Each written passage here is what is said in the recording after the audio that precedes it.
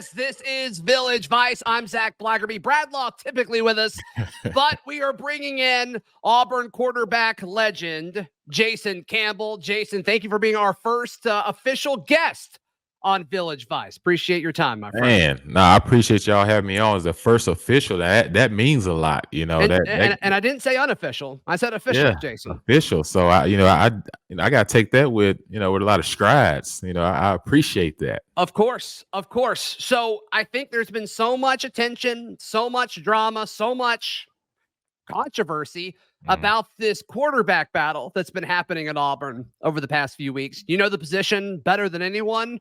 Where are you with all of this? Because you can kind of make the argument for Payton Thorne with his experience. You can make the argument for Robbie Ashford with his athleticism and upside. And you make the argument for Holden Geriner, just a beautiful, smooth ball when he lets it go. Where are you in all of this? Yeah, that's a great question. I just did this today on my podcast, Believe in Everything Auburn. When it comes out this week, I think everybody should try to tune in because I went in depth about the quarterback position. I was actually there this Saturday at the scrimmage, and I tell you what, I know Coach Freeze wanted to say after 10 days he was going to narrow it down to 2. But if you get to the 10th day and you're still undecided about it, then no one's pressuring you to have to say, I got to make a decision now.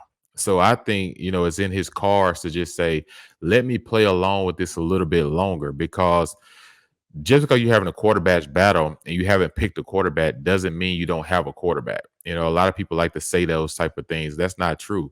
We're just in a situation where you got 2 experienced guys. You got one guy that no one's really seen play at all since he's been in college. And he's kind of made some headway, and he's kind of turned some heads and now have put himself in a position to be in the fight. But when you think about Holden Geriner. Yeah, it's about Holden Geriner. Yeah. So when you talk about, Payton and Robbie, Payton is a guy that's had 2 years of starting experience. He's had 11-win season at Michigan State before.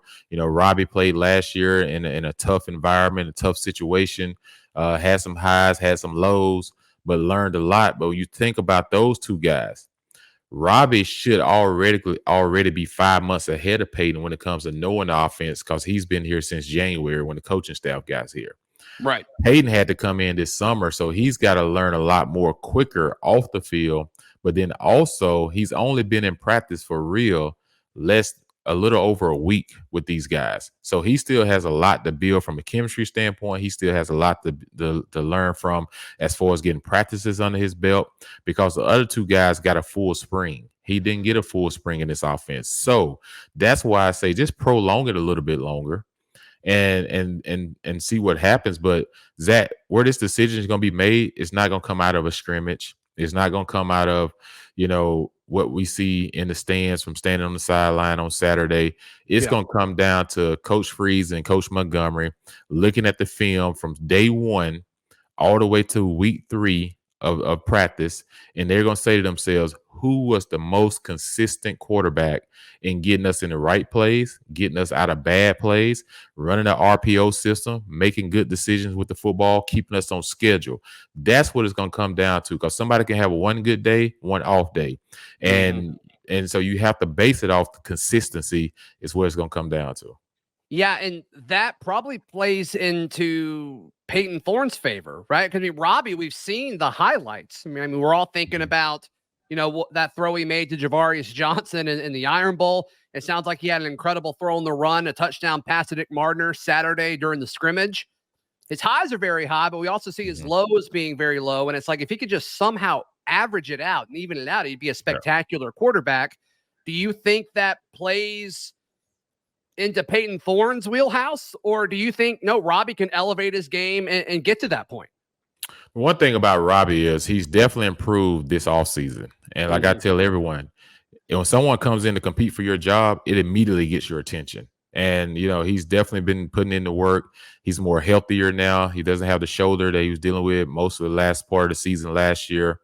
The thing about Robbie, he could be a huge X factor because of his running ability. When you talk about the RPO game, the reason Lamar Jackson and Jalen Hurts and those guys are so good at it, because they're elite skill to run. Those backside ends got to stay home. They got to pay attention. They're not overflowing. Backside linebacker got to stay home. You can't overflow because the tendency of that guy keeping the ball. And then if you do overflow, the tendency of hitting a quick slant or curl or a quick post route right behind it, because that's part of the RPO game. Now, if he could improve and if he can put it all together, he could be an elite quarterback in this league and nationally. Now, with that being said, if Robbie's the starter, he's the starter. If he's not the starter, he still plays to me, because the simple fact he's too talented not to make other teams have to prepare for something else. You got to put him in the game, and not in the game just to run the ball, but in the game to let him run some bootlegs, let him run some passes, put the whole offense in front of him. So when he comes in the game, teams are not just sitting there saying, okay, watch out for the run. Let him throw it. Let him do everything. Have packages for him. If he's not the starter, you still need packages for him. Make a team spend an extra 2 to 3 hours per week practicing on how do we defend this kid when he comes in the game. Now, if Payton's your guy. Okay, Payton is more of your guy to try to keep you on schedule from the passing game. Try to keep the offense, decision making sometimes, of trying to stay on schedule. He's not as lucid as Robbie, but the whole reason, he's supposed to be who he is because his leadership ability and because of the way that he can deliver the football quickly and make quickly and accurate throwing the football. That's what sets him apart. Is the information that you get is his accuracy when delivering the football. Now, all that being said, where's Holden Geriner in this? No one knows, because we haven't seen him play in a game. And practice is one thing. So I expect early in the season, UMass, no disrespect, Sanford, no disrespect, if you get big leads and you're playing the other two guys, Cal, no, not throwing Cal into this, Jason. I just wouldn't throw Cal into this, because I think Cal is a very important game that you have to win, and it's hard to win that playing multiple quarterbacks. The reason I say that is because we got that gauntlet of a schedule coming up with A&M, Georgia, and LSU back to back to back. Brutal. And you got to be going into that A&M game knowing who your guy is, and then having a plan. If Robbie's not your guy, having a plan to involve him in games, because like I said, he's too dynamic to stand the entire game on the sidelines. Now, if Holden's not the guy, then Holden's he's learning, but guess what? Holden still got years. So, so he can still learn, but you have to find a way. Robbie does too, he can play. Jason. I mean, that's kind of the beauty of this too. I mean, Robbie, if he loses it and he's just kind of a role player and, a wildcat type quarterback or a guy that has packages, with Payton starting, Payton could play really well, get drafted after this season or move on or whatever he wants to do. And then Robbie could be the guy after that and be set up to have a really solid year in this Hugh Freeze offense. I mean, the future of the quarterback room is really, really bright. Right. Yeah. We're not having a problem that we had the last 2 years. Like I said, if Payton if he's the guy, he starts and have a great year. Like you said, he moves on to the NFL. Now you still have Robbie and Holden there. And then you also got Walker White coming in, highly touted quarterback. You don't have to put pressure on him to play right away. Like, he can have an opportunity to learn the system. Robbie has one more season at that point in time where he could have a good year and vote for the league. Now it comes down to Holden and Walker White moving forward. So the quarterback position is lining up the way you want to line up for years to be, to the point where you're not starting over. You always have a guy that's in the system that you can throw in the field. And I feel like with either one of these guys, Auburn can win this year, because I look at Shane Hooks. I look at getting the transfer of Brian Battie. If you haven't seen him, holy cow, what this kid did in the scrimmage on Saturday, he's electric. He's intense. When you talk about, Jay Fair, I know he didn't have a big scrimmage, but, his consistency up to that point, he's a dynamic athlete. He's a guy. So they're going to have an opportunity to put up points on the board this year consistently with either one of those guys at quarterback. And don't forget, you left out a quarterback there, Jason. The baby goat, Hank Brown. That is a big boy. Let me tell you what. Don't count him out. I think he's going to have a bright future as well. Jason, I want to get your thoughts on Auburn's defensive backs. I think they're still criminally underrated. I want to get your thoughts on that, as well as what's going on with OTV these days. We'll discuss all that in just a moment. Right here on Village Vice, we are vibing. And look, preseason football started, and if you need some plays, get in on the action, go to lanceslock.com, LANCESLOCK.com. Right now is the best time and the best price to get on the monthly and annual packages. Sign up today for the best deal at lanceslock.com. Also, you can get top-of-the-line golf gear and amazing hoodies by visiting rowback.com. Use promo code TNR, stands for the next round, TNR, at checkout for 20% off and free shipping on your first order. That is using promo code TNR at rowback.com. Jason Campbell joining us on Village Vice today. I love Auburn's defensive back room this year. Oh, yeah. And I'm usually pretty high on Auburn's corners. Don't get me wrong, dating back even to Carlton Davis and Jamel Dean. Those guys were special. But when you look at DJ James and you look at Nehemiah Pritchett, I love moving Donovan Coffin from nickel back to safety. I think that's his more natural position. I just think the upside for this room, Jason, is really, really solid. And so you're able to put yourself in the mind of opposing quarterbacks. What would you look at if you were watching tape on these guys and saying, wow, they're what? What do they do well? Well, I would say that they're dynamic. And the reason I say they're dynamic is because they got guys that can flip-flop positions. What I mean by that, Jalen Simpson was a guy that was a corner a year ago. Now he's moved back to safety. So that adds depth to the corner position too, because if something happened, knock on wood, if someone comes down with an early injury, he can plug back into one of those positions because why? You have Keontae Scott, who is another dynamic player that's probably going to be as good as the two starters before it's all said and done. This guy can play nickel. He can also play outside. So he's a guy that can flip-flop inside the nickel, outside the corner. That helps Nehemiah, that helps DJ James, especially when it comes to these big receivers. If you have big receivers, you can neutralize that sometimes by using some of these other guys. And when you run a dime defense, when you got, DBs out there on the field, you got 5 DBs that you can put out there at one time that for a fact that can go and play and can make a difference. And these guys are ball hogs. That's the other thing. When you look at DJ, you look at Nehemiah. Nehemiah's a little bit of a bigger corner. DJ is more of a ball hog. And like I told him this year, I said, look, if you get your hands on some balls and turn some of them in last year that you had a chance to convert into touchdowns, dude, you can write your ticket. And the thing is, this defense will have an opportunity from a secondary standpoint to either play man coverage because they have the quickness. And that all depends on what type of pass rush you get. If you feel like you can rush the passer pretty good, then you can go a lot of man coverage. I'm concerned about that, by the way. I'm concerned about the pass rush. Yeah. So if you can't get pass rush, then you probably going to play a little bit more zone defense, which can still be of help. You know what I'm saying? You take a little bit of the athleticism away from the guys when you do that, but you still put them in a zone coverage where they still can play their area of the field. So I feel like this is the deepest depth at the position out of all positions is our defensive backs room, because you got Crime Dog back there. You got Zach back there. Both guys understand what that position takes. But then my X factor outside of Keontae Scott is Kyan Lee. This guy has been exceptional since he stepped foot on campus. All you hear is the great things about what he does and who he is, and just getting to talk to him personally about his grandparents, being so involved in his life and helping raise him. This kid plays with a chip on his shoulder. And I expect him to see a lot of playing time this year, regardless, because you're going to be building him up for the next season. But J.D. Rim, where did he fall into this? This was a highly touted guy out of Valdosta High School, was doing really solid last year when he was presented the opportunity to Zach, and he hadn't been able to practice because of injury.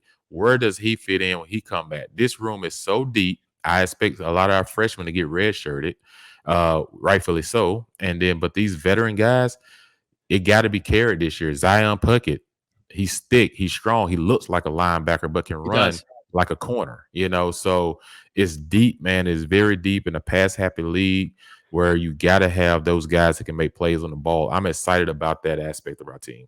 I'm with you. Yeah, and I'm glad you mentioned J.D. Rim, because when he got the opportunity early under the previous regime, they put him more at nickel.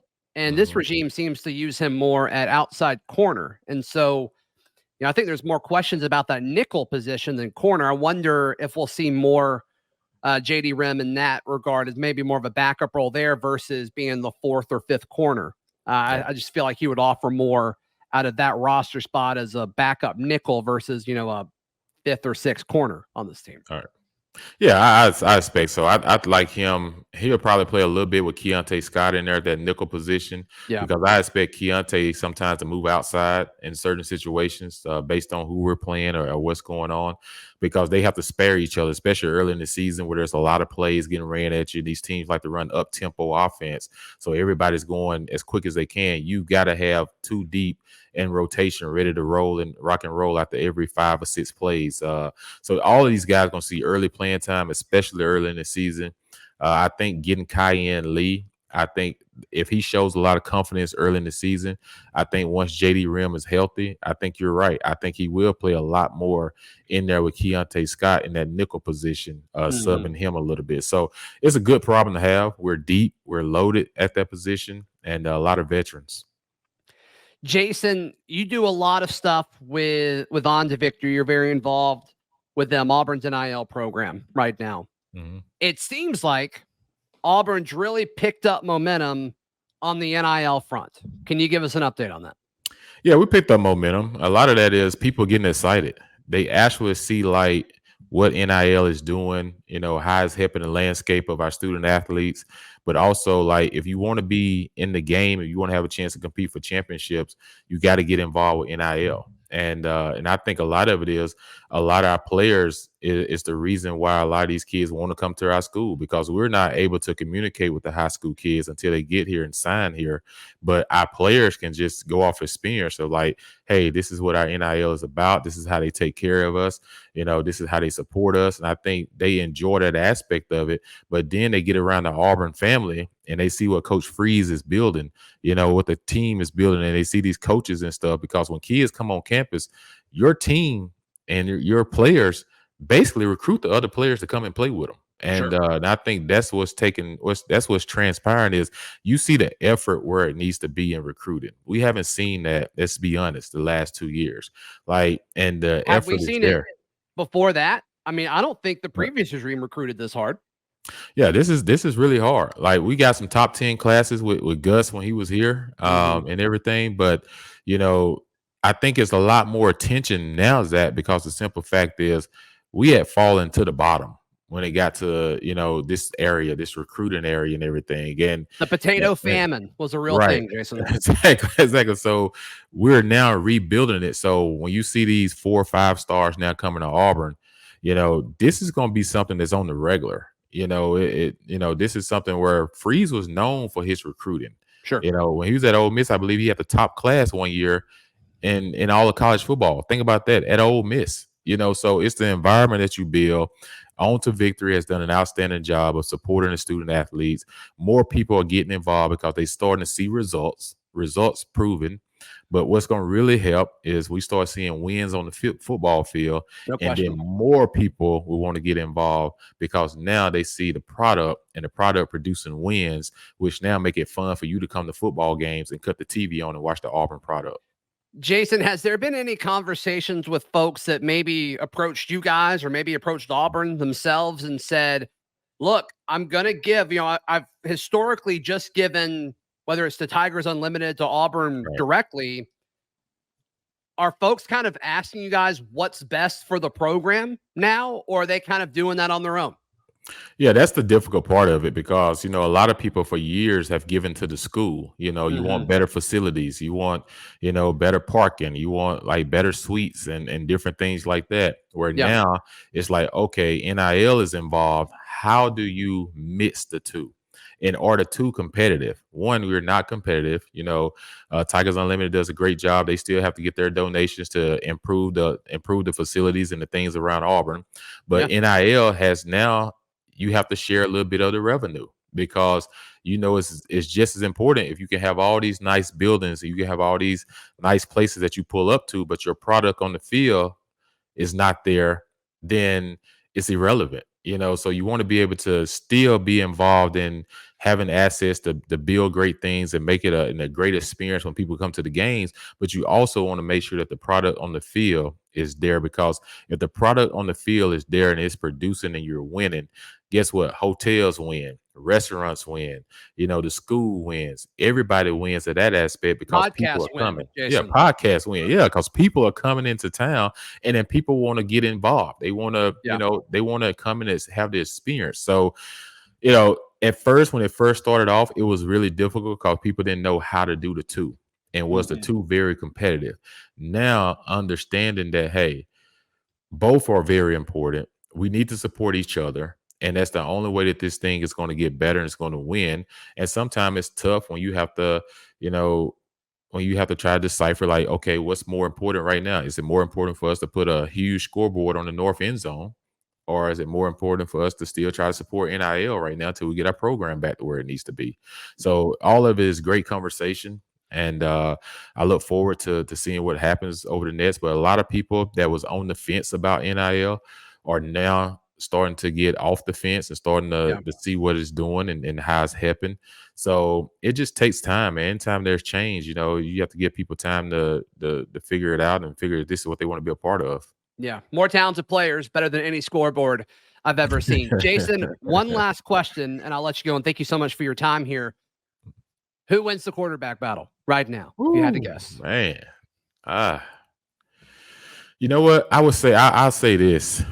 Being at the scrimmage on Saturday, it's always something to be said when the first quarterback trots on the field with the first team. And Payton Thorne tropped on the field with the first team and everything. And I think at that point, that kind of tells you what their mindset is. But then after the scrimmage and everything, and you see how Robbie performed, you see how Holden Geriner performed. Yeah. I think now it makes you go back and say, okay, let's reevaluate this whole thing and everything. Instead of trying to hurry up and make a decision, let's make sure we make the right decision and everything. Because whoever wins the battle's still not over. You got to still come out and win some games. Sure. So I can't really just say who I think You're it is. not going to give me a name? You won't give me a name? Going to be. I just can't do it because I would be doing a disservice to the other two guys that are in competition. And I think right now I'm not there on a daily basis to see who's being consistent. That's going to come down between Coach Freeze, Coach Montgomery, and everything who's being consistent. Jason, thank you so much for your time, man. I really appreciate it. Appreciate it. Thanks for having me on. And what you call this show now? The Village Vice? The Village Vice. Yes. Yeah, this is our first week. Brad Law and I. Brad Law had some technical difficulties. We'll be back hitting it hard tomorrow. But yeah, hit that subscribe button on the War Damn Pods YouTube page. And we'll be back later this week.